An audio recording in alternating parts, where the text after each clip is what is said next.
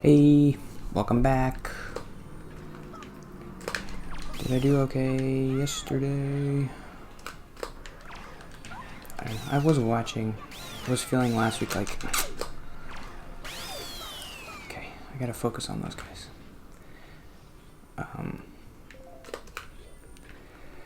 I was doing a bad job with Mario, then I watched the episodes. I'm like, yeah, it's fine. I don't know. I always do that.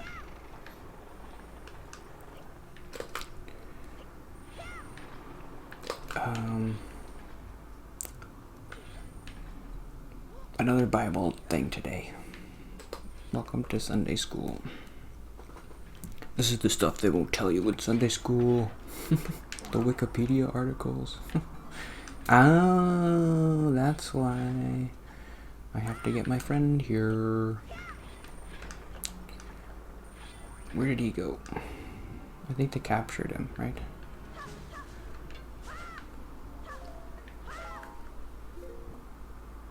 I've already done this room. Have I? I don't think so. I'm going to give a quick summary. I was watching this YouTube channel called God is Gray. Actually, I have a note about that, so maybe I'll talk about it later. But it's just interesting because you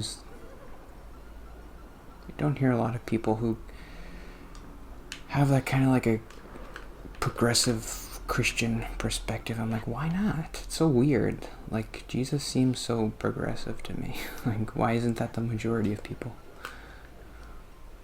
Like, we gotta be like, who cares, man? Reading the Old Testament has really made me realize how crazy it is, the stuff that Jesus was saying.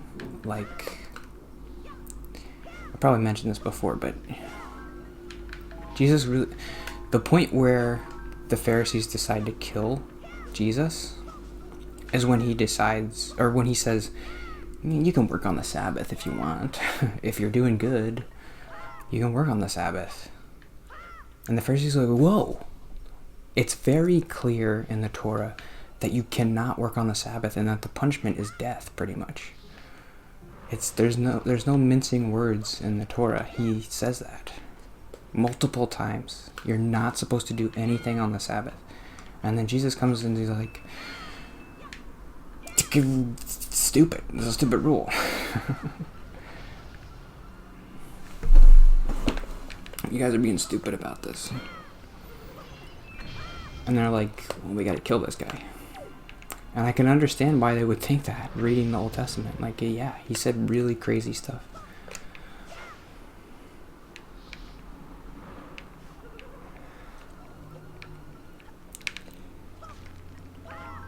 So, makes you think if Jesus was around today, maybe he would not be siding with the consensus of religious leaders. Just saying.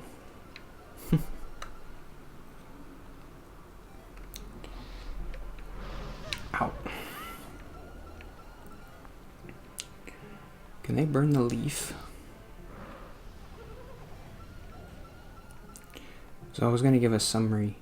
I've gotten to Samuel. I'm on 1 Samuel so far. So,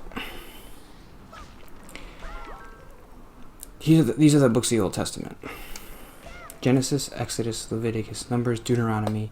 That is what is called the Torah, or the Pentateuch, the Five-Etuch, the first 5 books of the Bible. That's the Torah. Those are the laws of Moses, or the book of Moses, or whatever. Genesis kind of does the history of the world. Then Exodus, we get into Moses. And the history of the Israelites. They get captured by the Egyptians, and Moses brings them to the Promised Land. I've already kind of summarized all that. So, what do I do here? The next books, I don't think I talked about yet, are Joshua, Judges, Ruth. I talked about Judges. Did I talk about Samson? He was one of the judges. So Joshua, isn't that what you do? No? Then I have no idea what to do. Did I already do it? Perhaps. I might have to look up the walkthrough. Sorry. What the heck? Yeah. Let's just see real quick. What do I see here? I need to get the hook shot. There's a door there that I haven't gone through. There's a door here somewhere. Is it this one? Yes, to the right. No, I can't go up there though, because I don't have the hook shot.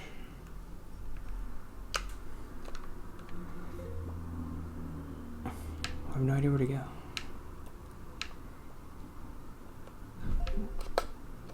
I don't know. What do you want me to do? You want me to wander around, or you want me to look at the walkthrough?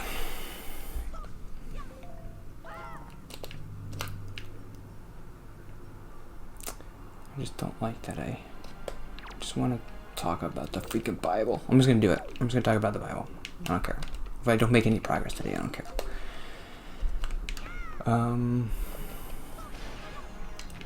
Joshua. So,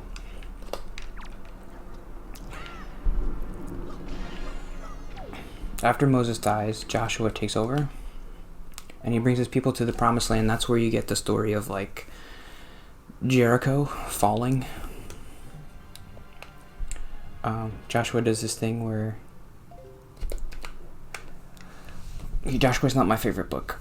And I think I remember talking about a long time how like, the Israelites are pretty brutal. Pretty much. And this is what I've talked about before. Like, Joshua conquers the promised land. There were people there. God, he's like, well, God is giving us the promised land, but we gotta take it. We gotta kill everybody who's already there before we can live there. And they justify that by saying, like, oh, they were praising false idols and stuff.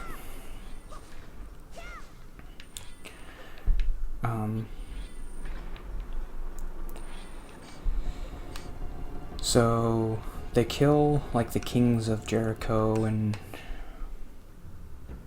Canaan, and they take over Canaan. And then there's a period called the period of Judges. And there's an interesting book in there about Ruth, which is kind of like a non sequitur. She's just, I don't really... I think the point of Ruth's story is she's like an outsider who lives with or she marries a Israelite, and then she becomes an Israelite, and they're like, oh, that kind of tells you, like, you don't have to be Israel, you can, like, marry into it or whatever.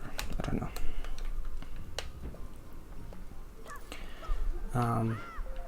And there's a period where the Israelites are living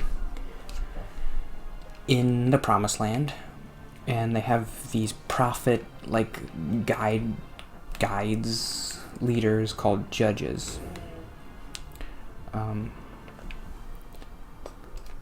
They're not really kings, but they're like the head of the Israelites. I guess maybe Joshua is kind of like a judge.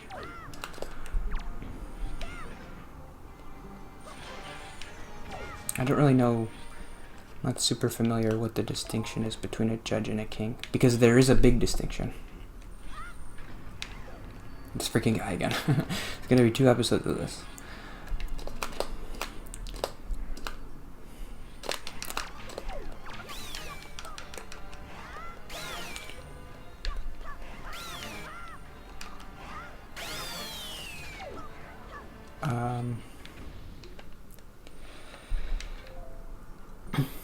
This dungeon isn't that big, and I'm still lost somehow.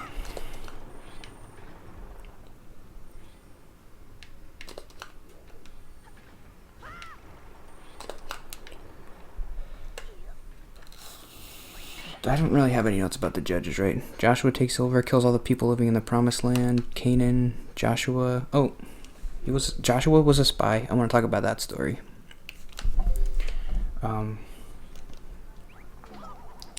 Joshua, there's a really important story in the Old Testament. Oh, this is why they have to wander around they have to wander around. This is why.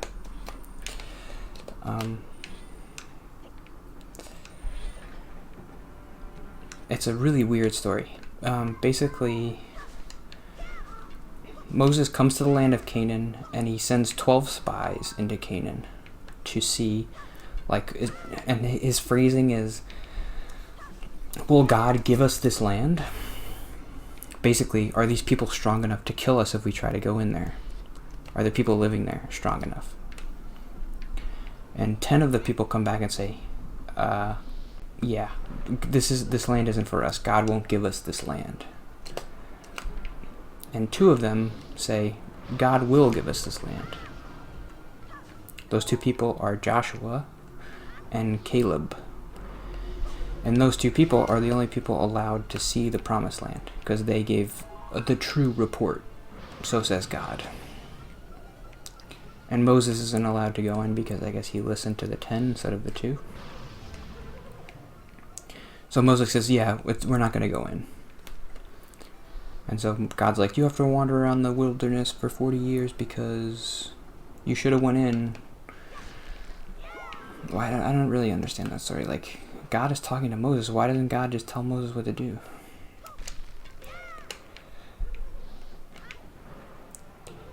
Maybe he did. I don't know. He didn't listen. So that's kind of interesting. That's like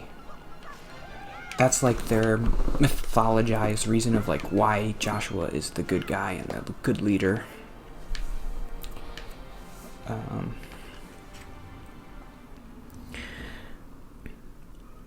Then there's a story about, with Caleb, Israelites listened to the bad spy and God killed them. Oh, he killed them. That's well, it's not surprising, but I don't know what to do. This is the room. What's this place go? I know that I'm gonna make a lot of progress tomorrow, I promise, but I didn't want to read the walkthrough today because I just would have been distracted. Oh, I was just supposed to talk to him?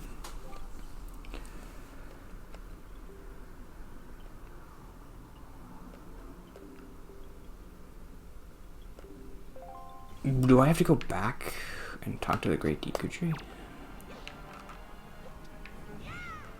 Maybe I need water. I don't know. Okay, I'm gonna do what I did yesterday and just summarize everything.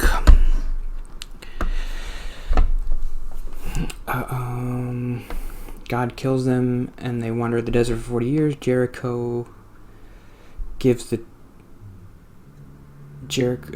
they destroy Jericho, and Joshua gives the 12 tribes land. Then Israel has judges.